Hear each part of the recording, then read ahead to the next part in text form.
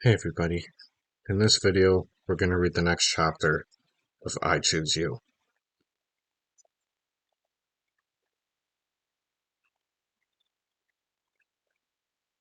Chapter 2, A Shocking Start. The dodrio on a nearby roof screeched and screeched, rousing Ash from his sleep. He rubbed his eyes and looked out the window. The sun was already high in the sky. "Oh no!" Ash cried. "I'm late!" He leapt out of bed and ran out of the house. Squirtle, Bulbasaur, Charmander. Any one of them is fine. Just please save one for me. Ash thought as he sped down the road. Breathless, Ash finally saw Professor Oak's lab up ahead. A long row of steps led up to a hill in the big white building. At the bottom of the hill, a large crowd had formed. Gary, he's our man. If he can't do it, no one can," a group of cheerleaders called out. "I've already missed it," Ash thought. He ran through the crowd, accidentally knocking down the cheerleaders. "Hey, watch where you're going," said an angry voice. Ash looked up. He bumped into Gary, another kid his age and Ash's biggest rival. He was holding a red and white Pokeball. "Sorry, Gary," Ash muttered. "Mr. Gary to you." "Show some respect," Gary replied. "Well, Ash, he snooze, he lose. I've got a Pokemon, and you don't." Ash couldn't believe it. "You got your first Pokemon?" "That's right, loser. And it's right inside this Pokeball," Gary said, sneering. "And it's the best one. It helps to have a grandfather in the Pokemon business." The crowd cheered again. Gary waved and set off on his journey. Ash's heart sank. Since Professor Oak was Gary's grandfather, he probably did get the best Pokemon. How could I let a bully like Gary beat me? Ash thought.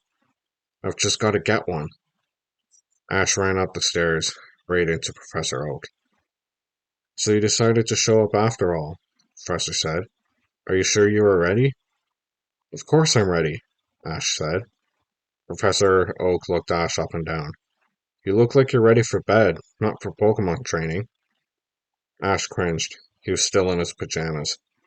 He was in such a hurry he had forgotten to change his clothes. Blushing, Ash replied, "I just messed up this morning. I was a little late, but believe me, I'm ready for a Pokemon." Ash followed Professor Oak up the steps and into the lab. The large room was filled with shiny silver machines. In the center of the room was a silver table with a glass dome on top. 3 Pokeballs sat underneath the dome. Ash began to get excited. He was finally going to get a Pokemon. Professor Oak pushed a button, and the dome opened up.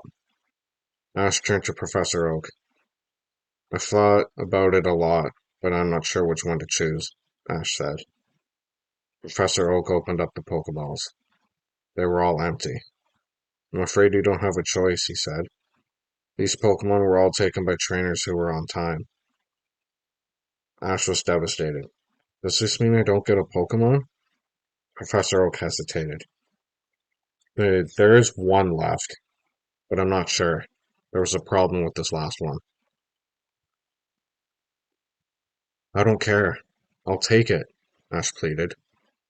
The professor pressed a button on the table. A small circular plate in the table's center slid open, and a Pokeball emerged. The professor handed the ball to Ash. "Here's your Pokemon, Ash." Ash held the Pokeball in his hands. A real Pokeball. The ball opened up. Bright flashes of a yellow electric light filled the room. When the light stopped, the Pokemon sat on the table in front of him. "Pikachu?" said the Pokemon.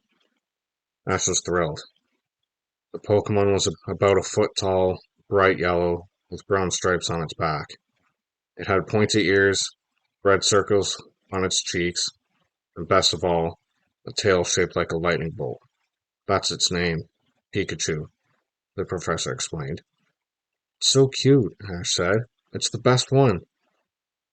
The professor smiled nervously. "You'll see." Ash reached down to pick up the Pokemon. "Hi, Pika." Ah! A jolt of electricity surged through his body. Pikachu was shocking him. Pikachu is a mouse Pokemon, an electric type, said the professor. It's usually shy, but it can sometimes have an electric personality. I see what you mean, Ash said, still smarting from Pikachu's charge. Professor Oak held out his hands. In one hand was a small red electronic device. In the other were 6 empty Pokeballs. This is your Pokedex, which is called Dexter, the professor said. He gave Ash the handheld device. It is voice activated and can answer all of your questions about Pokemon. It's also your ID and cannot be replaced, so don't lose it. Professor Oak handed Ash the Pokeballs. Use these Pokeballs to capture new Pokemon. Thanks, Professor Oak, Ash said. It's time to begin your journey, Ash. Ash picked up Pikachu and followed Professor Oak outside. The crowd was still gathered at the bottom of the stairs, banging on instruments and cheering. This time, they were chanting Ash's name. Ash's mom stepped out from the crowd. I'm so proud of you, she said, hugging Ash. She handed Ash a knapsack. I've packed everything. Clothes, clean underwear, your favorite snacks, a clothesline, rubber gloves to do your laundry. Ash blushed. Mom, you're embarrassing me in front of all these people. Listen to your mother, the professor said.